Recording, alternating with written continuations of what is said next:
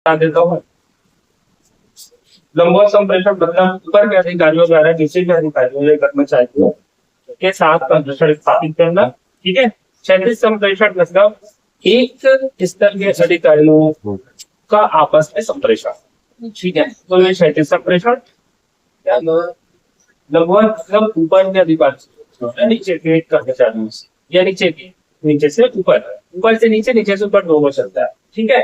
फिर उसके बाद क्षैतिज संप्रेषण एक ही स्तर के अधिकारियों के बीच में आपस में संप्रेषण स्थापित होना। और तिर्यक संप्रेषण मतलब क्या होगा कि ऊपर के अधिकारियों द्वारा डायरेक्ट नीचे के अधिकारियों से बात करना। ऊपर से नीचे नहीं, वो तिर्यक कहलाएगा। ऊपर से नीचे कब कहलाएगा? जब स्टेप बाय स्टेप, जैसे एक सीढ़ी है, सीढ़ी को हम पहले सीढ़ी से चढ़ेंगे तो नीचे सीधे चौथे पार्ट में पहले से नहीं चढ़ जाएंगे, है ना। तो इस तरीके से ऊपर के अधिकारियों द्वारा जैसे डायरेक्ट प्यून से बात कर लेना। हाँ। जैसे कुलपति ने तो डायरेक्ट प्यून से बात कर ले, प्यून ने तो डायरेक्ट कुलपति से बात कर ले, इस तरीके से तो उनको तिर्यक संप्रेषण है ना। चलो नेक्स्ट हेडिंग डालना है अंतः सांस्कृतिक संप्रेषण। अंतः सांस्कृतिक संप्रेषण। अंतर सांस्कृतिक संप्रेषण पढ़ के आने के लिए बोला था, थोड़ा बहुत समझ में आए?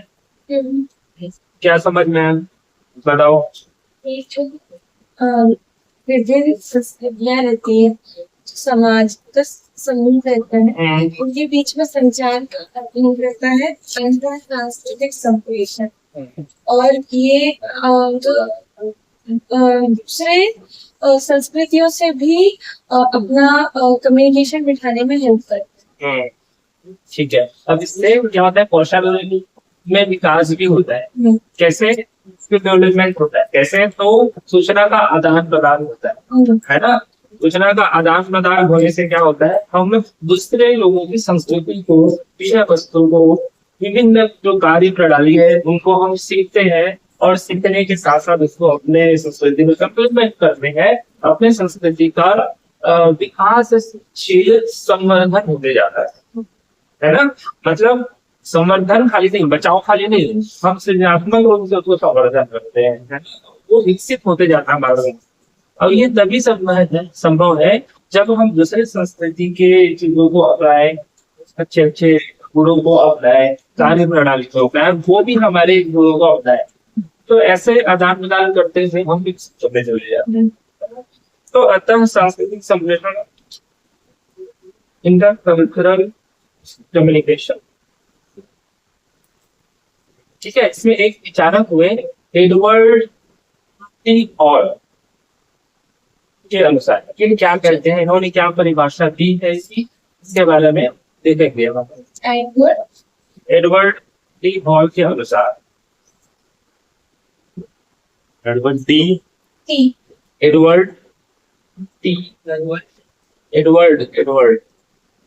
टी हॉल के अनुसार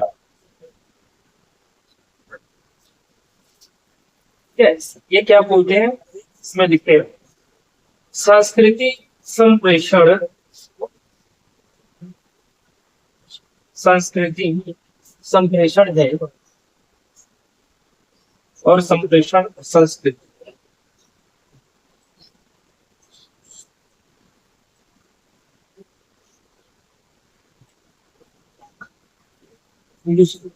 संस्कृति संप्रेषण है और संप्रेषण संस्कृति।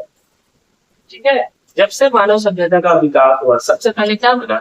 संप्रेषण के बिना कोई संभव था नहीं, लेकिन संस्कृति भी बनाना, सबसे पहले संस्कृति भी बना, तो उस संस्कृति के बीच में भी संप्रेषण स्थापित होने लगते हैं, है ना। तो इसलिए कहा गया है कि संप्रेषण ही क्या है, संस्कृति है और संस्कृति संप्रेषण, दोनों कोई अलग अलग है। ठीक है। अगर संस्कृति नहीं होती तो किस बात की संप्रेषण है?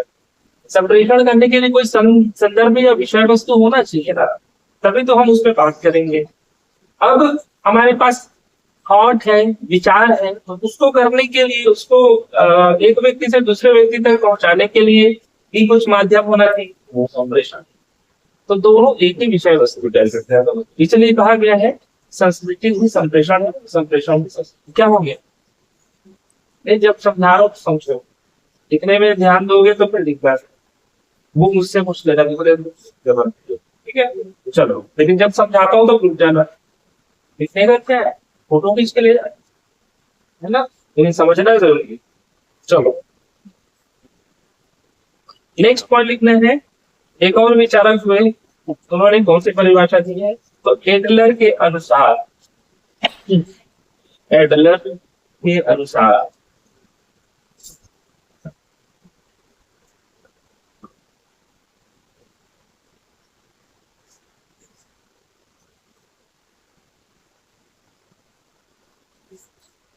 सांस्कृतिक संप्रेषण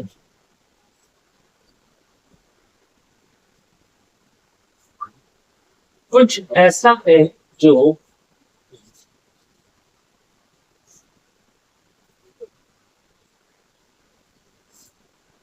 सामाजिक समूह की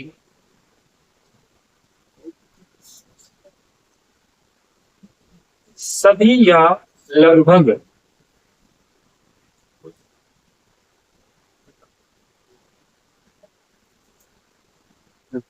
सभी या लगभग सभी सदस्यों द्वारा साझा किया जाता है। सभी या लगभग, सभी या लगभग सभी सदस्यों द्वारा साझा किया जाता है।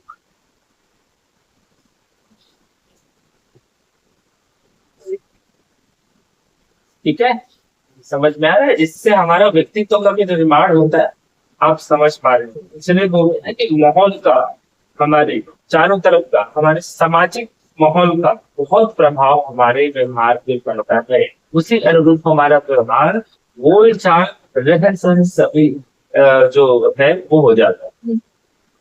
मानते हो? ये बहुत महत्वपूर्ण है। इसलिए कहा जाता है, जब जो व्यक्ति शिक्षित होते जाते हैं, इसलिए थोड़े चीजों पे ध्यान रखते हैं कि अपना जो चारों तरफ को देखते हुए कि कैसा है, कैसे लोग रहते हैं, तो वो भी अच्छी से अच्छी जगहों पे जाने की कोशिश करते हैं।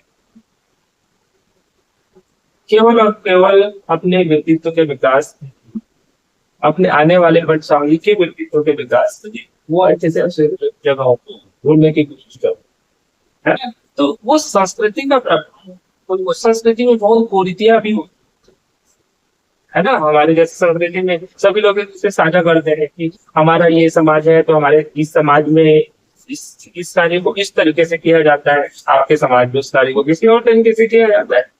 सबकी अपनी अपनी संस्कृति है ना।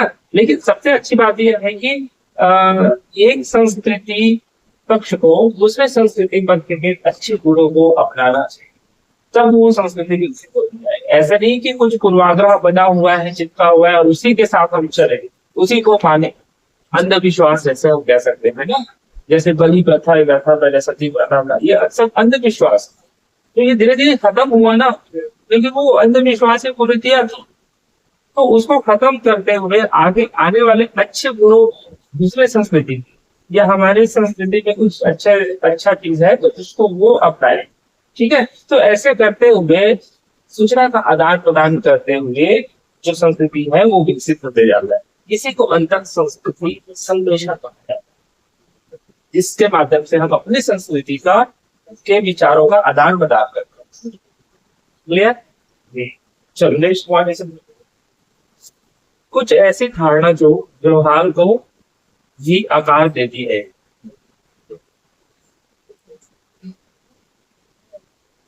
कुछ ऐसी धारणा जो व्यवहार को आकार देती है।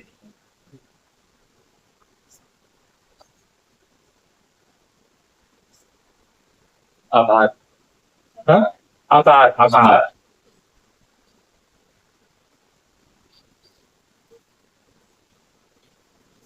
क्लियर है? नेक्स्ट पॉइंट लिखो, यह संप्रेषण बहुत ही विस्तृत है। यह संप्रेषण बहुत ही विस्तृत है।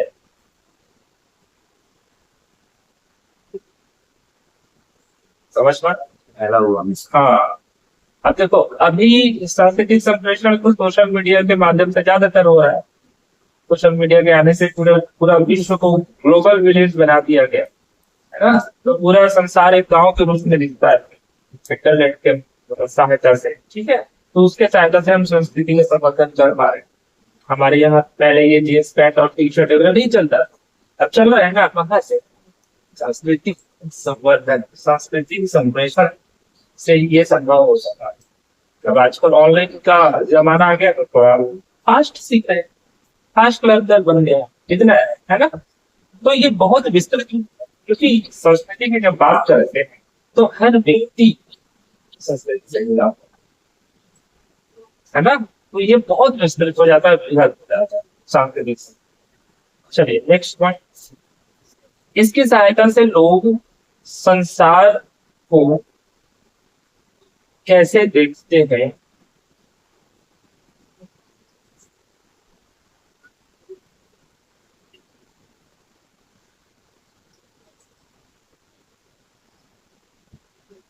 संवाद करते हैं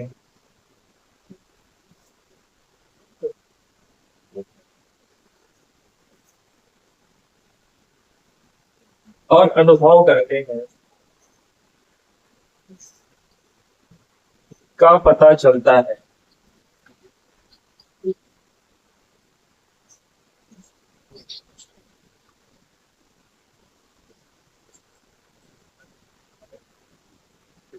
समझ पाए? लोग बोलते हैं कि भाई अपने जगह पे ही पड़े मत रहो, संसार का भ्रमण करो, कम से कम अपने देश को घूम के आओ, कम से कम अपने राज्य को घूम के आओ। तो इसलिए कि हम दूसरे की संस्कृतियों को जान सके और उससे कुछ मैसेज ले, जानकारी ले और उसको इम्प्लीमेंट करें। हम ये समझें कि वो कैसे देखते हैं समाज, वो कैसे चीजों को देखते हैं, इनकी क्या नजरिया है। अगर उसमें से कुछ अच्छा विषय वस्तु निकलता है, स्वाभाविक सी बात है, जो हम देखते हैं वो हमसे, है ना। तो भ्रमण करने गए, देखेंगे, सीखेंगे, तो इम्प्लीमेंट भी करेंगे अच्छे अच्छे चीजें। तो हमारे संस्कृति में भी संवर्धन, क्योंकि अंतर सांस्कृतिक संप्रेषण है, तो वहां से देखकर वहां तक कुछ सूचना प्राप्त करके आएंगे, तो हम भी इधर बताएंगे, उसको बताएंगे। समझ पा रहे हो ना? संवाद में बताना, संवाद, बात वार्तालाप करना, ठीक है। तो इसकी सहायता से लोग संसार को कैसे देखते हैं इसका पता लगाते हैं। क्या क्या नजरिया, जैसे आदिवासी जो जंगल में रहे, उनका देखने का नजरिया नहीं है। आप जाओ ना, आपको भगा देगी, आपको पसंद नहीं करेगा। हाँ, उनको अलग ही तरीके से रहना पसंद है। तो फिर उनको क्यों वैसे ही पसंद है? क्या उनकी संस्कृति है? इसको जानना पड़ेगा ना उनको, जाके वहां उस जगह, समझ रहे हो ना। तो भी पता चलेगा कि वो क्यों ऐसा देखते हैं चीज, उनके देखने का क्या मतलब है, क्या परिणाम हो सकता है, इसके बारे में समझेंगे, है ना। यही अंतर सांस्कृतिक संप्रेषण का होगा। क्लियर है? चलिए नेक्स्ट पॉइंट लीजिए,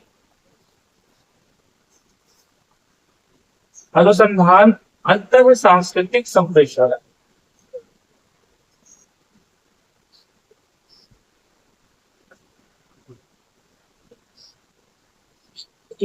अनुसंधान अंतर सांस्कृतिक संप्रेषण कौशल के विकास का एक प्रमुख हिस्सा है।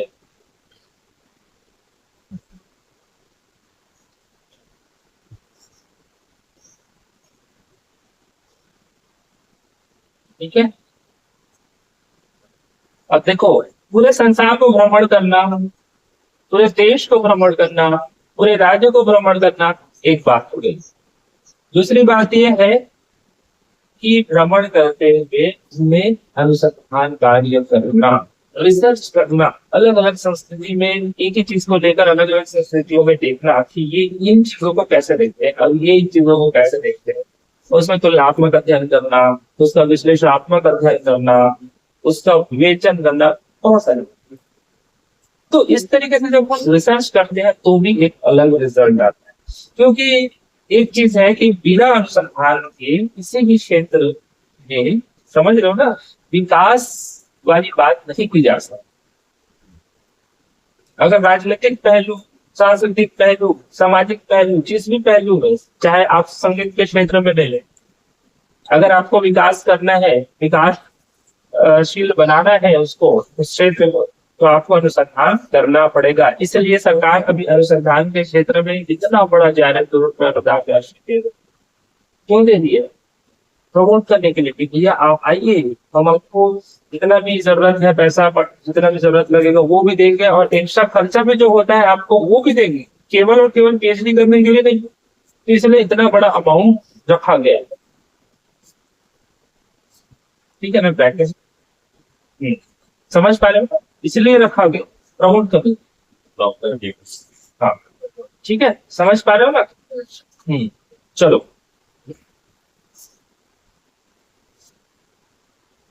तो अनुसंधान जरूरी है अंतर सांस्कृतिक संप्रेषण के विकास के लिए। क्लियर है? नेक्स्ट, सफल संप्रेषण को पूरा करने के लिए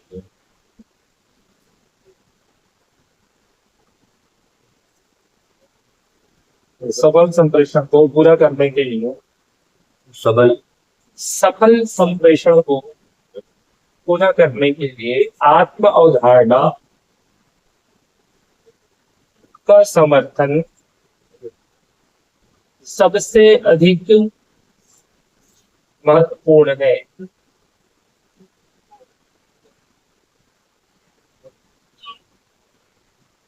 सफल संप्रेषण को पूरा करने के लिए आत्म अवधारणा का समर्थन सबसे अधिक महत्वपूर्ण है। समझ पाए? आत्म अवधारणा मतलब हमारी जो भावना है, विचार है, सामाजिक पक्ष की जो बातें हैं, जो हम उन सब चीज, सभी अवधारणाओं, ठीक है, मानना और उनका संप्रेषण स्थापित करना। समझ पा रहे हो? जिस प्रसंग में आप बात कर रहे हो, जिस भी क्षेत्र से आप आते हो, जिस भी सांस्कृतिक क्षेत्र से आप आते हो, उससे संबंधित आपको क्या करना है? जानकारी का आदान प्रदान करना।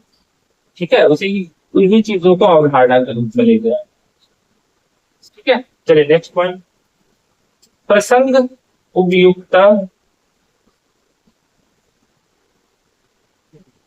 प्रसंग उपयुक्तता, प्रभावशीलता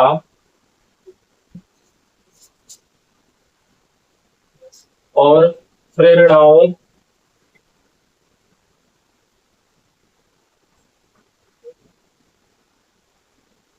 को संप्रेषण क्षमता का अंग माना जाता है। संप्रेषण क्षमता का अंग माना जाता है।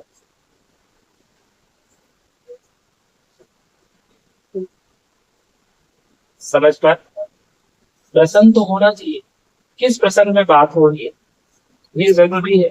उपयुक्तता, कितना उपयोगी है भाई? बिना उपयोगी, बिना उसका यूज के हम कुछ बात को करते नहीं है ना? वो पागल ही होते हैं जो कुछ भी बात करते रहते हैं बिना प्रसंग के, बिना संदर्भ के, बिना उसके उपयोग प्रसंग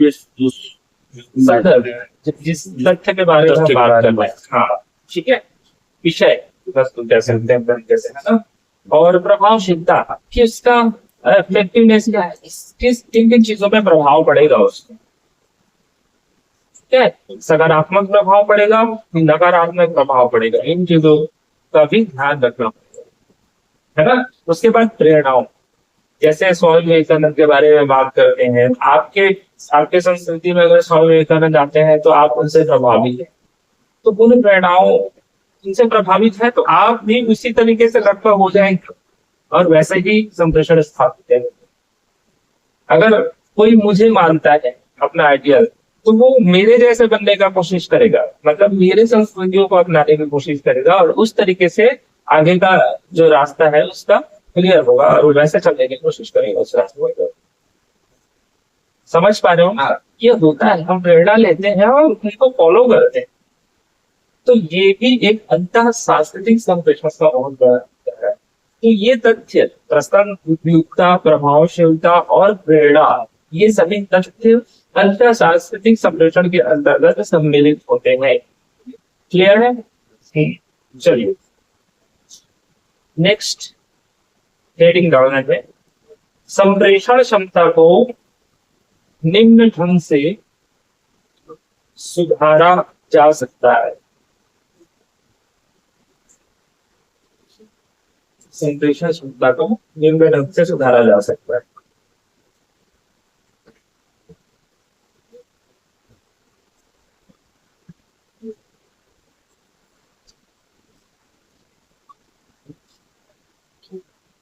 ठीक है, किन ढंग का प्रयोग करके हम संप्रेषण क्षमता को विकसित कर सकते हैं, सुधार सकते हैं, इन पॉइंट्स को देखिए। ठीक है, बता सकते हो आप? कैपेसिटी। हाँ, संप्रेषण आप कैसे और भी प्रभावशाली तरीके से स्थापित कर पाएंगे। हाँ, एक तो होता है कि जैसे कि मैं संप्रेषण स्थापित कर रहा हूँ, अब जल्दी जल्दी बोलूं या धीरे धीरे एकदम स्लो बोलूं तो प्रभावशील नहीं होगा। तो मैं क्या कहूंगा कि भैया थोड़ा मध्य लय में बोलो, आराम से बोलो, ना ज्यादा फास्ट ना ज्यादा स्लो। ठीक है, प्रभावशील हुआ, एक सुधार ये हो गया। दूसरा ये है कि जो भी बोल रहे हो स्पष्ट बोलो, तो आपके संप्रेषण में स्पष्टता होता है। बोलने की बात नहीं हो रही है, आप लिखित की भी बात करें, सांकेतिक की भी बात करें, तो स्पष्ट हो, थोड़ा उसमें अभ्यास करके आप बोले तो संप्रेषण में तो सभी आ जाता है ना, शाब्दिक और शाब्दिक सारी चीजें समझ पा रहे हो। फिर उसके बाद संप्रेषण सिर्फ बोलना नहीं होता, संप्रेषण सुनना भी होता है। समझ पा रहे हो ना? तो संप्रेषण सुनना है, तो सुनने के लिए क्या चीज सबसे इंपॉर्टेंट, हम सुन नहीं पाते। हमारे पास कान तो है लेकिन हम सुनते कहाँ, हम तो सिर्फ सुनाना चाहते हैं। ऐसा दिनचर्या आजकल चलता है सभी का, हम सुनाना चाहते हैं सिर्फ अपने दुख दर्द, अपने जो भी दिल की बात है उन्हीं को शेयर करना चाहते हैं और बताते हुए बहुत अच्छा अनुभव, लेकिन सुनता कोई नहीं। लेकिन जो सुनता है वो बहुत आगे बढ़ जाता है। और सुनना क्या है ये भी जरूरी है, ये भी जानना चाहिए। फालतू चीजों को भी सुनने लग गए तो भी अच्छा नहीं। समझ पा रहे हो ना? तो सुनने के लिए जो चीज चाहिए मोस्ट इम्पोर्टेंट वो है धैर्यता। हम धैर्य के साथ सुन कहाँ पाते हैं? हम धैर्य के साथ 2 मिनट बैठ तो रहे, वही काफी है। आजकल धैर्यता नहीं है क्योंकि वही है, सोशल मीडिया का जमाना है, फास्ट रील्स का जमाना है, 1 सेकंड देखो दूसरा रील देखना ही है। पहले वाले रील्स को हम 15 बार नहीं देख सकते, लिख कर ले लो, 15 मिनट में हम 1000 रील्स देख लेंगे। कोई पहले हम एक वीडियो देखते थे लेकिन बार बार देखते थे तो कुछ न कुछ सीख लेते थे क्योंकि उसमें एक स्थायित्व होता था। अभी कहा, अभी तो अस्थायी है ना, अभी तो भी बड़ा ज्ञान कोई भी मिल जाए, चाहे आचार्य प्रशांत हो या कोई भी हो, किसी का भी सुनो, 1 सेकंड के बाद दूसरा रील गए तो वो पहला वाला गया। हमारा मेमोरी जो है डिलीट करते जाता है ना पहले वाले वस्तु को। समझ पा रहे हो? तो इसलिए धैर्य का होना जरूरी है। तो ये भी आपकी संप्रेषण क्षमता में सुधार लाएगा। स्पष्टता होना चाहिए, ये भी, चाहे उच्चारण में स्पष्टता की बात करें या लिखित में स्पष्टता की बात करें। समझ पा रहे हो? ये भी होना जरूरी है। और साथ ही साथ सक्रियता, एक्टिव। अभी बहुत लोग फास्ट लर्नर तो कहते हैं अभी मॉडर्न युग में सब अपने आप को, लेकिन सोते जाते हैं। लगभग देखा हूं मैं सबको यहाँ आके सोने का रियाज तो सबसे ज्यादा होता है। समझ पा रहे हो ना? और बोलेंगे कि रात में मैं इतना बजे तक जगह क्या कर रहे, मोबाइल चला रहे, बातें हो रही थी किसी से। समझ पा रहे हो ना? ये सारी चीजें थे। हाँ, मैं ये नहीं कह रहा हूँ कि वो भी मत करो, करो, सब करके आए हुए यहाँ पर। समझ पा रहे हो ना? लेकिन भाई मैच्योर होने के बाद एक लिमिटेशंस रखो ना कि हम इतने से इतने ये करेंगे, इतने से ये करेंगे, और उसको कंसिस्टेंसी के साथ करते रहो। इस कार्य को भी उस कार्य को सफलता है। ये एक्सपीरियंस से भगवान है ना? ये सारी चीजें ध्यान रखने योग्य बातें। ठीक है, चलिए तो पहला इसमें पॉइंट लिखना है, संप्रेषण क्षमता को निम्न ढंग से सुधारा जा सकता है के अंतर्गत पहला पॉइंट रहेगा रुचि का प्रदर्शन।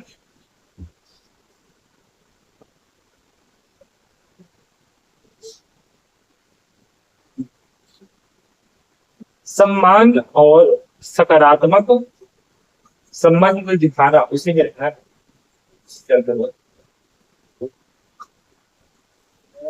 सम्मान और सकारात्मक संबंध दिखाना।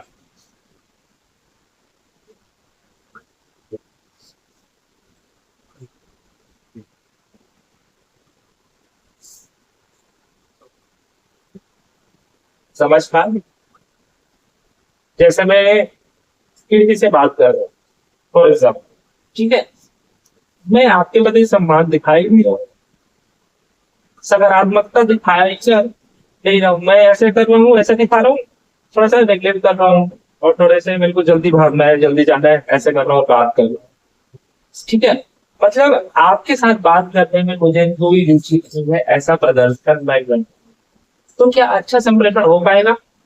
नहीं, संभव नहीं। फिर आप तो 2-4 सेंटेंस बोलेंगे, उसके बाद भूल जाएंगे, क्योंकि आपको पता चल जाएगा कि भाई सामने वाला जो है वो बात करना ही नहीं चाहता या मेरे बातों को सुनना ही नहीं चाहता, तो आप रुक जाएंगे। हम रुक जाते हैं ना वैसे करते हैं, जब हमको पता चलता है कि सामने वाला नेगलेक्ट है। तो इसलिए अगर अच्छा संप्रेषण स्थापित करता है तो आपको रुचि का प्रदर्शन करना जरूरी, इसलिए कहा जाता है ना कि भैया पहले से ज्ञान रख दो। अगर सामने वाला ज्ञान लेने या पूछने है सब ज्ञान, सामने वाला ज्ञान लेने आ रहा है इसका मतलब नहीं है कोई रुचि है, सामने वाला रुचि का प्रदर्शन कर रहा है। अब उसको जब ज्ञान देने लग जाओगे, जब अब उसके साथ जब संप्रेषण स्थापित करोगे तो वो बहुत ही ज्यादा प्रभावशील होगा। समझ पा रहे हो? तो ये एक तरीका है जिससे क्या होता है, संप्रेषण क्षमता में वृद्धि होता है। रुचि, किसी टीचर के सामने आप बैठ जाए और इधर उधर करने लगे, ये वो यहाँ के लिए जैसे करने लगे तो अच्छा नहीं लगता है, टीचर फिर वो थोड़ा सा डिस्टर्ब हो जाता है। इसलिए चुपचाप बैठो, जीरो होकर बैठ। बहुत लोग तो पहले से भर के आते, उनको ये भी आता है, इनको ये भी आता है, तो फिर सीखने के बाद सब आता है। समझने वाली बात, अगर आपको आता भी है थोड़ा बहुत, फिर भी आप जीरो होकर बैठ, सीखने आया हो, है ना, तो जीरो होकर बैठो, जितना ज्ञान मिल रहा है उसको ग्रहण करो। और अगर आप में इतना कैपेबिलिटी है कि आप सामने वाले के द्वारा जो ज्ञान दिया जा रहा है उसमें आप भेद कर पा रहे हो कि कितना मेरे लिए उपयोगी है और कितना अनुपयोगी है, उपयोगी वस्तु को धारण करो, अनुपयोगी को छोड़ दो, लेकिन जवाब मत वहां। अगर जवाब देने लग गए तो जो उपयोगी वस्तु जो मिल रहा है वो भी आपको मिलने से रहा। समझ पा रहे ना? तो ये बहुत सारे गुण है संप्रेषण क्षमता को बढ़ाने, जिसमें सूचना का आदान प्रदान आप बहुत अच्छे तरीके से। ठीक है, चलिए नेक्स्ट पॉइंट देखिए, ज्ञान के लिए अभिविन्यास।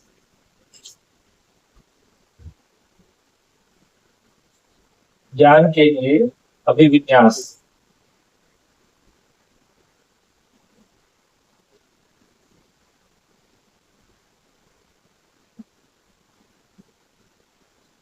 इसके अंतर्गत रहेगा अपने आप को और दुनिया को समझने का प्रयास।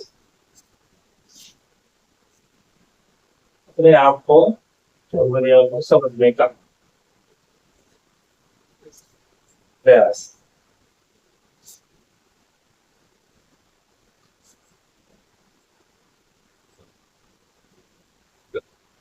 ठीक है, जब आप अपने आप को आंतरिक रूप से समझ पाते हो, इतनी ही स्पष्ट बातें आप कर पाएंगे, उतने ही स्पष्ट रूप से सब स्थापित कर पाएंगे।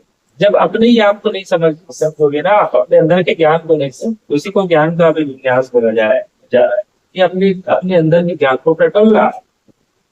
अगर आप अपने ही अंदर के ज्ञान को नहीं समझोगे तो आज जो आपने बोला, एक महीने बाद या 1 साल बाद आप उसी को खंडित कर सकते हैं। क्योंकि आपका व्यक्तित्व उस समय कुछ और था, अब कुछ और। और जो व्यक्ति अपने आप को समझ लेता है उसका व्यक्तित्व क्या हो जाता है, स्थायी हो जाता है। और फिर आप जो बोलोगे वही बोलोगे, अगर नहीं कोई परिवर्तन नहीं आएगा आपके बोलने में। तो अपने आप के ज्ञान को जितना अच्छे से समझोगे उतना ही अच्छा स्थायी व्यक्तित्व बनेगा। और स्थायी व्यक्तित्व के साथ जब आप संप्रेषण स्थापित करोगे वो उतना ही ज्यादा प्रभावशाली होगा। समाज में कोई खास व्यक्ति ऐसा होता है स्थायी व्यक्तित्व वाले, देखना उनके एक एक शब्दों में इतना प्रभाव है। जब बात करते हैं, फालतू बात करते हैं, परिवर्तनशील वाली बात करेंगे कि आज कुछ और बोल दिया, कल कुछ और बोल दिया, आज कुछ और बोला और कल कुछ और बोला, परसों कुछ और बोला, उसको तो फिर वाचाक माना जाता है, अधिक बोलने वाला। उसके बातों में वो कोई पकड़ता नहीं। हर एक व्यक्ति ऐसा होता है जो एक दो सेंटेंस बोलेगा, कम बोलेगा, भूल गया मतलब बोल दिया, आज भी वही, कल भी वही, परसों भी वही। उनके बातों का प्रभाव सबसे ज्यादा पड़ता है, आपको देखना।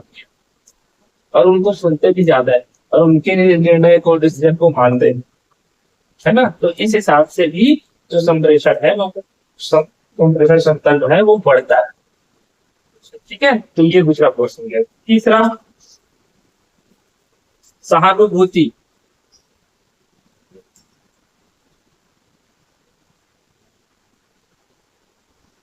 ठीक है, दूसरे के प्रति सहानुभूति दिखाना, विनम्रता का भाव, दयालुता का भाव, ये सारी चीजें होनी चाहिए आपके अंदर। तब कैसा मजा आता है, वो सब संगीत में तो और जाता है, ये सब होना ही चाहिए। हम बोलते ना यार इतना बड़ा कलाकार, और देखो कितने बड़े जाफरी साहब, कितने किसी के भी पाँव पड़ लेते, छोटे बड़े, कोई मतलब नहीं। समझ पा रहे? तो ये विनम्रता का भाव कम्युनिकेशन को स्थापित करने के लिए क्या करता है, सहानुभूति का कम्युनिकेशन क्षमता को बढ़ा। जैसे मैं हमेशा आपको डांटते रहूं, थोड़ा सा मतलब वो वाला भाव रहे मेरे अंदर, खड़ूस वाला, ये कह सकते, तो आप क्या करोगे, थोड़ा सा बात करने से डरते हो मेरे से। अगर मैं फ्रेंडली नहीं हूँ आपके साथ में तो आप मेरे को व्हाट्सएप मैसेज कॉल उधर कर दिया। तो इसमें क्या होगा, संप्रेषण का हाथ होगा। इसलिए मैं पहले ही बोल देता हूँ कि आपके मन में कभी भी कोई भी क्वेश्चन आए तो आप मेरे को मैसेज करिए, आप मेरे को कॉल भी कर सकते हैं किसी भी समय में। थोड़ा फ्रेंडली होने की कोशिश करता हूँ। वो सहानुभूति का भाव है, जिसमें क्या होता है, संप्रेषण शक्ति में बुद्धि होता है, अधिक संप्रेषण हो पाता है, जिससे अधिक प्रोडक्टिविटी हो पाता है। समझ पा रहे हैं? चलो नेक्स्ट, कार्य भूमिका व्यवहार। इसमें कुछ नहीं है। यस, सहानुभूति का कार्य भूमिका व्यवहार।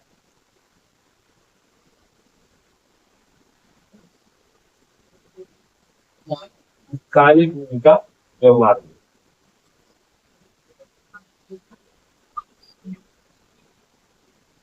क्या,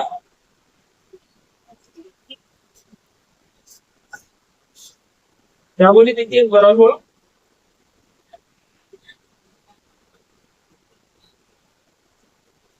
अच्छा, अभी आवाज आ रही है? हाँ, तो कार्य भूमिका व्यवहार, समस्या को हल करने का प्रयास,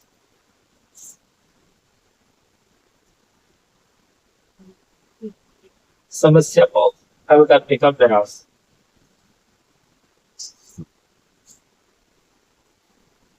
नेक्स्ट है नहीं, उसी में रहेगा चौथा पॉइंट।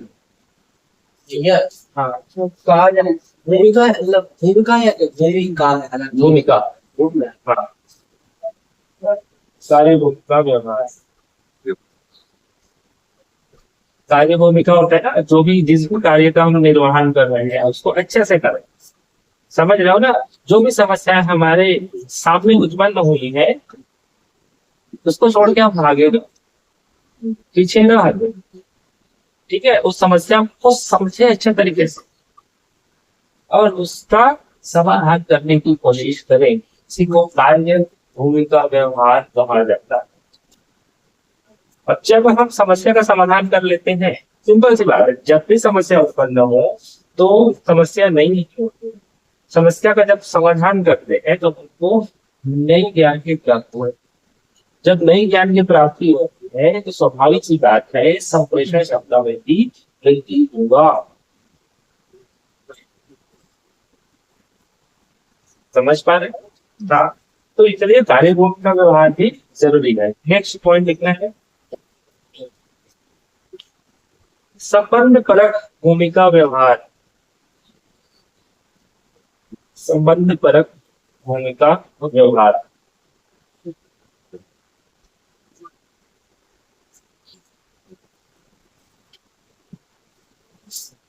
संबंध परक भूमिका व्यवहार का मतलब जितने भी सामाजिक प्राणी हैं सभी के साथ अच्छा संपर्क स्थापित हो, ताकि संप्रेषण क्षमता विकसित हो सके।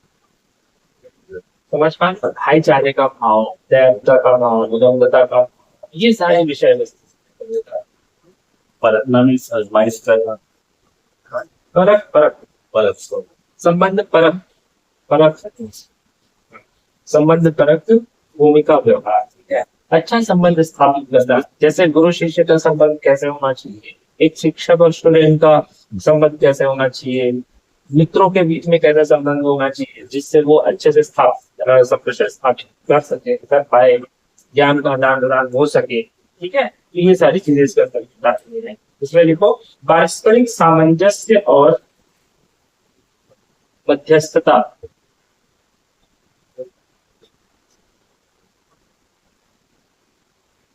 पारस्परिक सामंजस्य और मध्यस्थता, मध्यस्थता।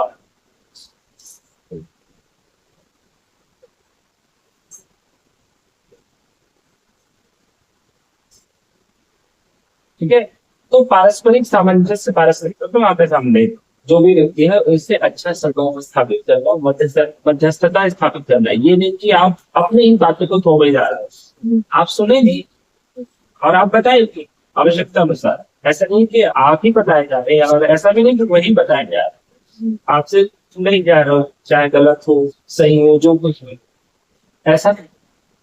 मध्यस्थता स्थापित कर। ठीक है, चलो नेक्स्ट पॉइंट लिखना है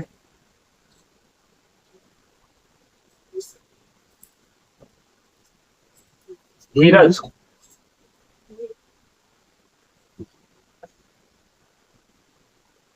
ठीक है, धीरज ये कौन सा नंबर पॉइंट है? छठवां नंबर है धीरज। है समझा चुका हूँ। संप्रेषण क्षमता को अगर सुधारता है ना, आपको किसी चीज को समझाना है तो पहले आपको सुनना पड़ेगा। संगीत के क्षेत्र में तो और कहा जाता है कि कहीं तबला बजाने से पहले तबला सुनो, जितना अधिक बार सुनोगे उतना अच्छे से आप बजाओ। गाना गाने से पहले आप उसको सुनो 1000 बार सुनो, तब उतने अच्छे से आप उसको गा पाओ। समझ पा रहे हैं ना? तो इसलिए बोलने से पहले सुनना जरूरी। और एक चीज की कमी हमारे शिक्षण व्यवस्था में, सुनने की प्रैक्टिस नहीं कर रही है। सिर्फ लेखन और पठन क्रियाएं अवेलेबल हैं जो हमारे जो शिक्षा प्रणाली है इसी को मान्यता दी जाती है ना।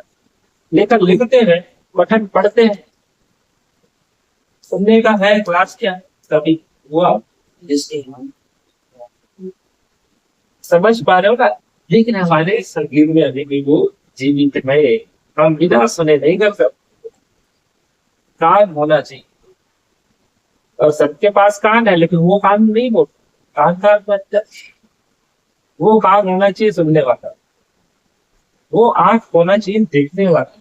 आगे चैनल्स का मूड वो आंख होना चाहिए ना, तभी तो। और वो आंख कहाँ से आएगा? देखने की प्रैक्टिस से आएगा ना। और क्या देखना है ये आपको पता हो तब तो आप प्रैक्टिस अच्छे से कर पाएंगे। तो इसके लिए फिर गुरु की आवश्यकता हो, गुरु के पास आप जाओ, वो आपको सुनना सिखाते हैं, वो आपको देखना सिखाते हैं, फिर आप उन बारीकियों को पकड़ के फिर उसका इम्प्लीमेंट आप अपने काम पे करें। इसका मतलब ये है कि संप्रेषण क्षमता बढ़ गया, संप्रेषण क्षमता में आपके क्या हो गया? सुधार हो गया। ये 5 साल जो ये आप यहाँ यूनिवर्सिटी में डिग्री लिए हैं उसमें ये हुआ है कि संप्रेषण क्षमता में विकास हुआ है और सुधार हुआ है। समझ पा रहे हैं ना?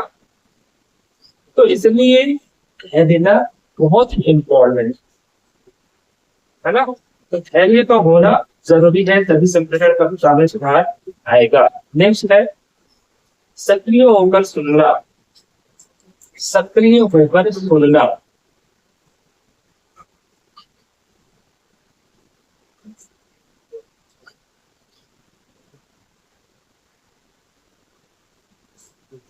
ठीक है। एक्टिव रहना, सोना भी है ना, तो सोने के लिए भी एक्टिव है। मेरे को इतना सीखना सोना, उसको बोलते हैं सोने के लिए भी एक्टिव हो। तो अमूमन लोग बोलते हैं कि सोने के लिए एक्टिव होने के सोने के लिए भी एक्टिव। अगर कुछ कार्य कर रहे हो, अगर कुछ भी कार्य नहीं है तो फिर सो देना होता है। क्या दिक्कत है? मोटे होते हैं, सोते सोते खाते और कुछ तो काम नहीं है ना। लेकिन कुछ ये जगह जैसे कार नहीं होती वाली बात, आप कुछ करोगे नहीं तो कुछ बनेगा। ये प्रकृति का नियम, समझ पा रहे हैं? तो इसलिए कुछ करना तो पड़ेगा ही। और कुछ करने के लिए एक्टिव रहना पड़ेगा। मान के चलो पुस्तक उठा लिए, ले रिजल्ट का तैयारी कर रहे हो, हाँ भाई मैं पढ़ तो रहा हूँ, भाव से सोते हुए पढ़ रहा हूँ, कोई मतलब ही नहीं है कि क्या पढ़ रहे हो। एक्टिव होने का मतलब है सिर्फ पुस्तक उठा लेना नहीं।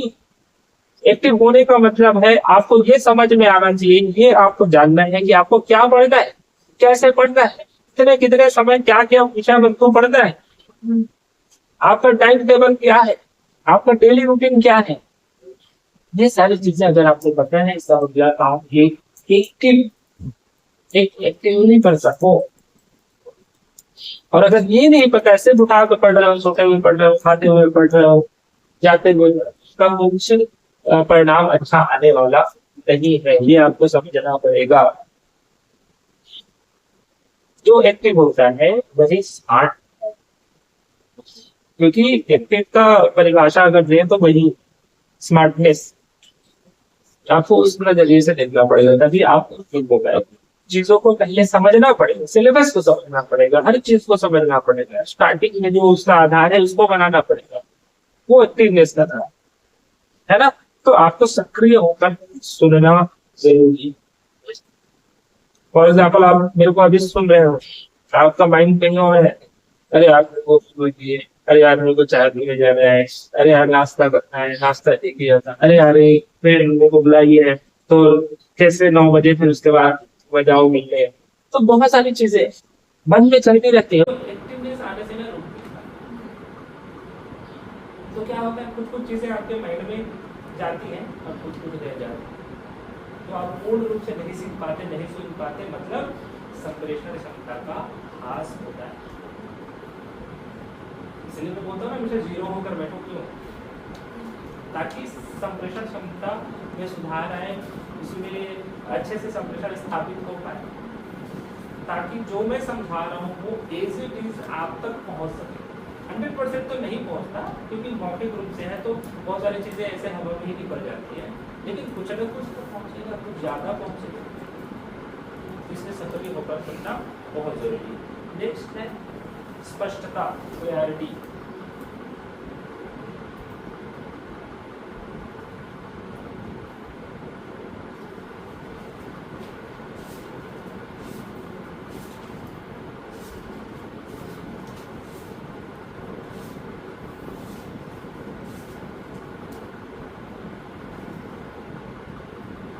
स्पष्टता समझ पा रहे हो, चाहे लेखन, चाहे मौखिक हो, चाहे सांकेतिक हो, उसमें भी स्पष्टता होना चाहिए। सांकेतिक में भी हम सही तरीके से इशारा नहीं कर पाते तो उसका गलत अर्थ जाता है, गलत प्रभाव पड़ता है, फिर सामने वाला व्यक्ति कुछ और ही समझ ले, तब आपको थप्पड़ भी पड़ सकता है।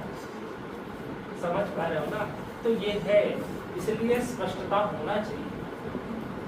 लेखन की बात करें तो उसमें स्पष्टता नहीं है, तो सामने वाला व्यक्ति को तो लेखन के माध्यम से जो हम संप्रेषण स्थापित कर रहे हैं उसको ऐसे मतलब अच्छे लेखन में भी जल्दी से समझ नहीं आता, थोड़ा सा समझने में 10 बार पढ़ना पड़ता है, समय लगता है थोड़ा, और स्पष्टता ना हो लेखन में, स्पेलिंग मिस्टेक हो या कहीं का जो लेखन शैली है वो अच्छा ना हो, तो अब तक तो और नहीं समझ पाएगा सामने वाला। बहुत बार लगता है अरे यार कैसे लिखा है यार, तो समझ ही नहीं आया, समझ ही नहीं आ रहा है, फिर सामने वाले को देते हैं कि भाई एक बार पढ़ के बताओ कैसे क्या लिखा हो, मेरे को बल्ले ही नहीं पड़ रहा है ना। तो ये स्पष्टता होना जरूरी है, चाहे लेखन हो, चाहे वादन हो, चाहे आपका सांकेतिकरण, किसी भी दृष्टिकोण से संप्रेषण स्थापित करें तो स्पष्ट होना चाहिए। और वादन में क्या है, वादन में उच्चारण के दृष्टिकोण से आपका स्पष्टता होना चाहिए, है ना। चलो तो समझ में आया, क्लियर है, कोई डाउट इसमें?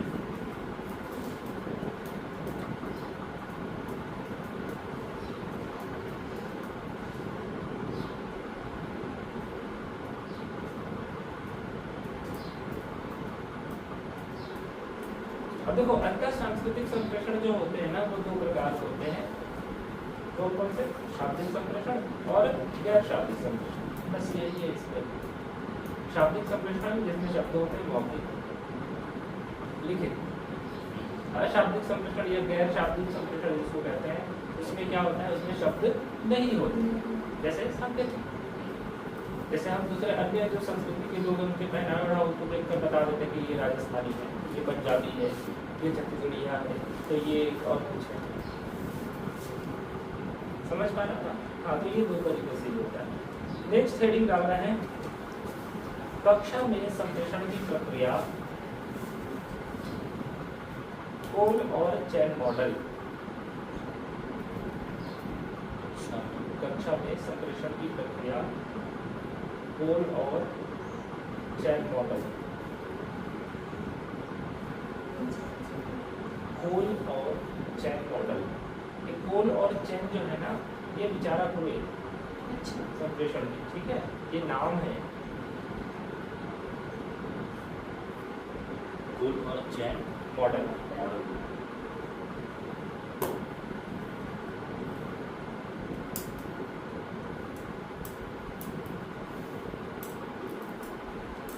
ठीक है, जो मॉडल एसएमसीआर अभी जो मैं पहले बता रहा था ना, तो इन्हीं का मॉडल।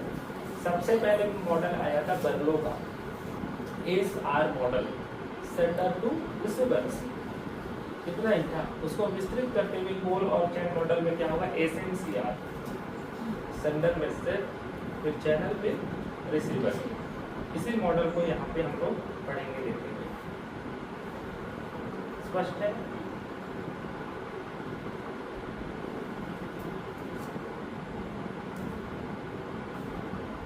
तो ये हम लोग कल देखेंगे, ठीक है, इसको आप लोग थोड़ा पढ़ के आइए।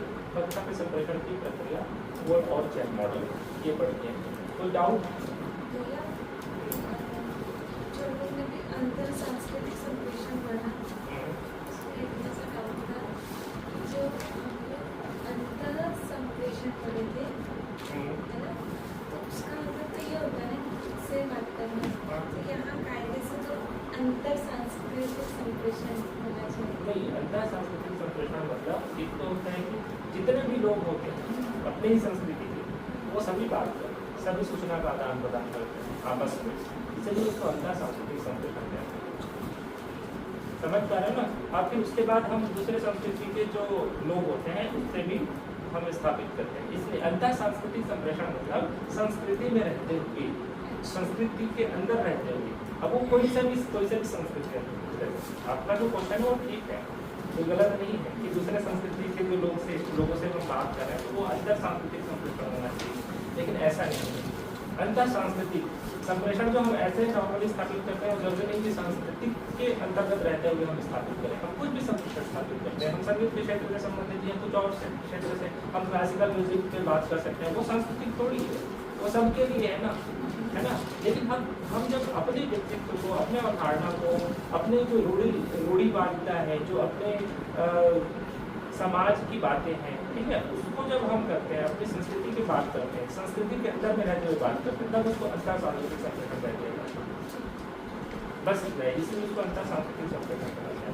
ठीक है, और किसी को कोई डाउट? संप्रेषण वो होता है ना जो दो विकेट होते हैं।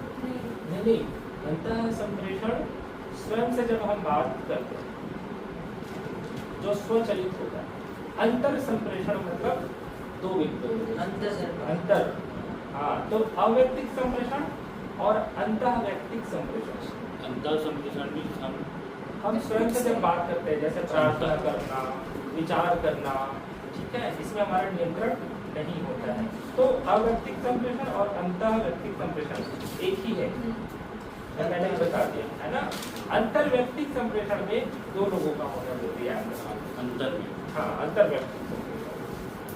स्पष्ट है, क्लियर है?